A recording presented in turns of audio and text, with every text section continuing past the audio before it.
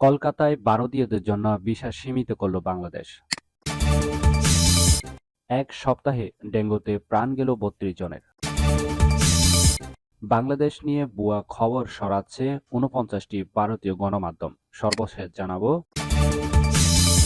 হাসিনার ষড়যন্ত্রের নীল নকশা দেশের মানুষ রুখে দিয়েছে বললেন রাশেদ খান। এতক্ষণ শুনছিলেন শিরোনাম, এবার বিস্তারিত। নিয়মিত সংবাদ পেতে অবশ্যই চ্যানেলটি সাবস্ক্রাইব করে রাখুন এবং পাশাপাশি ফেসবুকে পেতে অবশ্যই পেজটি ফলো দিয়ে রাখবেন।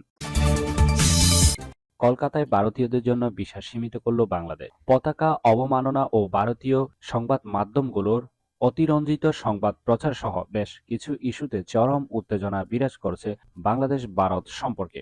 বিদ্যমান পরিস্থিতিতে কলকাতার ডেপুটি হাই কমিশনে ভারতীয়দের জন্য বাংলাদেশের ভিসা সীমিত করেছে ঢাকা। আনুষ্ঠানিকভাবে ঘোষণা দেওয়া না হলেও বৃহস্পতিবার গোপনে এক দাপ্তরিক চিঠির মাধ্যমে কলকাতা ডেপুটি হাই কমিশনারকে বাংলাদেশ সরকারের পক্ষ থেকে ভারতীয়দের ঢালাওভাবে ভিসা দেওয়ার সিদ্ধান্ত থেকে সরে আসার নির্দেশ দেওয়া হয়েছে। শুক্রবার থেকে সেই নির্দেশ কার্যক্রমও শুরু করেছে কলকাতা দূতাবাস। স্বাধীনতার পর প্রথমবারের মতো ভারতের ব্যাপারে এমন শক্ত পদক্ষেপ নিয়েছে বাংলাদেশ। এর আগে ত্রিপুরায় বাংলাদেশ অ্যাসিস্ট্যান্ট হাই কমিশনে হামলা ও ভাঙচুরের পর ত্রিপুরা দূতাবাসে সব ধরনের কার্যক্রম স্থগিত করে রেখেছে বাংলাদেশ সরকার। এক সপ্তাহে ডেঙ্গুতে প্রাণ গেল ৩২ জনের। দেশে ডেঙ্গুর প্রকোপ কোনোভাবেই কমছে না। মৃত্যুর পাশাপাশি পাল্লা দিয়ে বাড়ছে আক্রান্তের সংখ্যাও। হাসপাতালগুলোতে বাড়ছে রোগীর চাপ। স্বাস্থ্য অধিদপ্তরের ডেঙ্গু বিষয়ক প্রতিবেদনের তথ্যমতে চলিত সপ্তাহে ডেঙ্গুতে ৩২ জনের মৃত্যু এবং ৪,২৭৬ জন হাসপাতালে ভর্তি হয়েছেন। গত 7 দিনের পরিসংখ্যান অনুযায়ী ৩০ নভেম্বর ডেঙ্গুতে ৩ জনের মৃত্যু হয় এবং ৬৭৫ জন হাসপাতালে। ১ ডিসেম্বর ৬ জনের মৃত্যু এবং ৮৮২ জন হাসপাতালে। ২ ডিসেম্বর ৩ জনের মৃত্যু এবং ৭০৫ জন হাসপাতালে। ৩ ডিসেম্বর ৭ জনের মৃত্যু এবং ৬২৯ জন হাসপাতালে। ৪ ডিসেম্বর ৫ জনের মৃত্যু এবং ৬২৯ জন হাসপাতালে।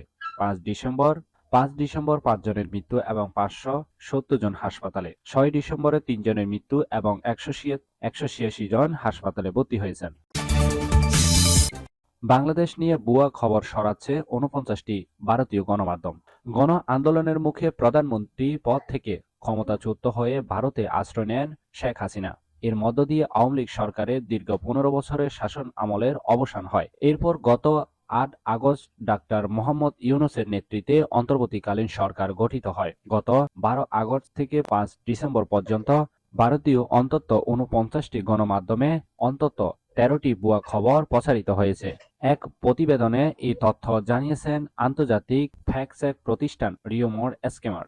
ভারতীয় গণমাধ্যমে দাবি করে অন্তর্বর্তীকালীন সরকারের প্রধান উপদেষ্টা ডাক্তার মোহাম্মদ ইউনূস অসুস্থ হয়ে আইসিইউতে ভর্তি হয়েছেন। এই দাবির সঙ্গে একটি হাসপাতালে চিকিৎসাধীন ব্যক্তির ছবিও প্রকাশিত হয়। তবে অনুসন্ধানে জানা যায় ছবিটি ডাক্তার ইউনূসের নয়। ছবিটি সাম্প্রতিক সময়ের কিংবা বাংলাদেশের কোনো ছবি নয়। প্রকৃতপক্ষে ডাক্তার ইউনূস সুস্থ রয়েছেন। হাসিনার ষড়যন্ত্রের নীল নকশা দেশের মানুষ রুখে দিয়েছে বলছেন রাশেদ খান। হাসিনার ষড়যন্ত্রের নীল নকশা দেশের মানুষ রুখে দিয়েছে বলে মন্তব্য করেছেন গণ অধিকার পরিষদের সাধারণ সম্পাদক রাশেদ খান। তিনি বলেন, ভারত ও শেখ হাসিনা সংখ্যালঘুদের ব্যবহার করে ষড়যন্ত্রের নীল নকশা এঁকেছিল। আদালত প্রাঙ্গণে একজন আইনজীবীকে হত্যা করে সাম্প্রতিক দাঙ্গার উস্কানি দিয়েছিল ভারত। কিন্তু বাংলাদেশের মানুষ ভারত ও গণহত্যাকারী হাসিনার ষড়যন্ত্র রুখে দিয়েছে। ভারত অপপ্রচার চালাচ্ছে উল্লেখ করে তিনি আরো বলেন, বাংলাদেশে হিন্দু, বৌদ্ধ, খ্রিস্টান, মুসলিম মিলেমিশে বসবাস করছে। ভারতের নীল নকশায় ইসকনকে দিয়ে আমাদের একজন আইনজীবীকে হত্যা করেছে। তারা ফাঁদ পেতেছিল।